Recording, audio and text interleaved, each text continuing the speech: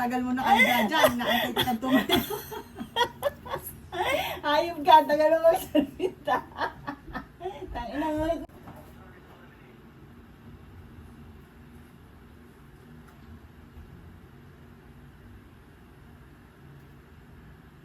Yaman.